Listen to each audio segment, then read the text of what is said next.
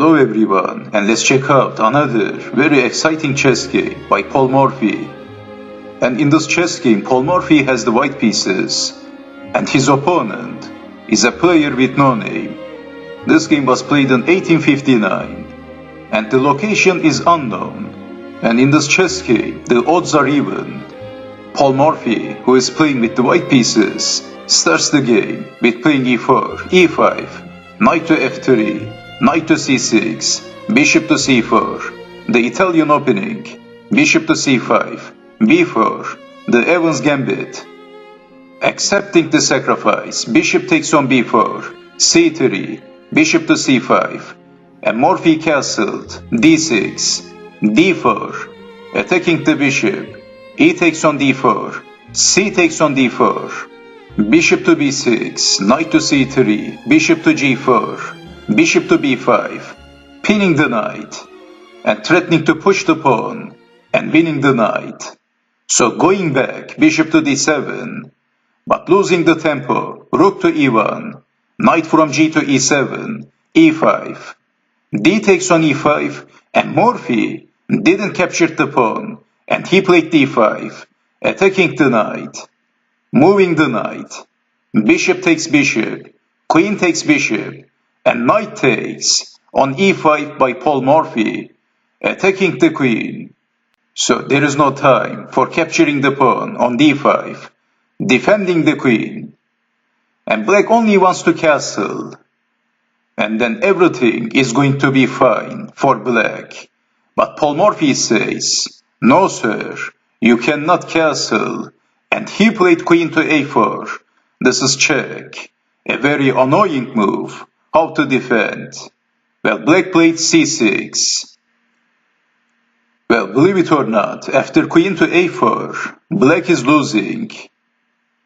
After queen to a4 check, if king to d8, then simply knight takes on f7, forking everything, the family fork, also winning the queen. It's over for black.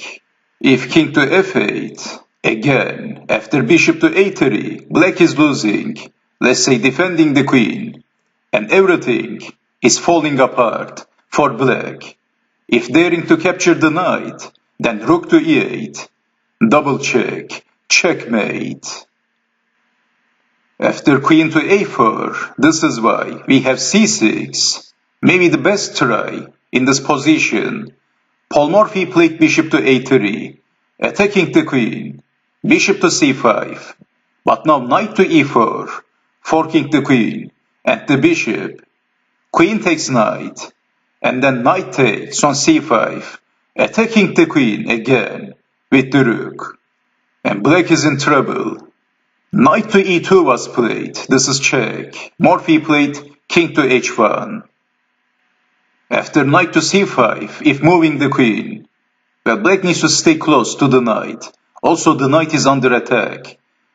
So let's say if queen takes on d5, then rook from a to d1, and the knight is pinned, there is no defense. If something like b6, then rook takes on d4, attacking the queen. It's over for black. This is why after knight takes on c5, we have knight to e2, and that's check. Morphy played king to h1. And maybe he's threatening to play queen to d1, and the knight is pinned. Black played queen to d4. Again, maybe the best try at the circumstances. And if rook takes knight, then queen takes rook on a1. And black wants to exchange the queens.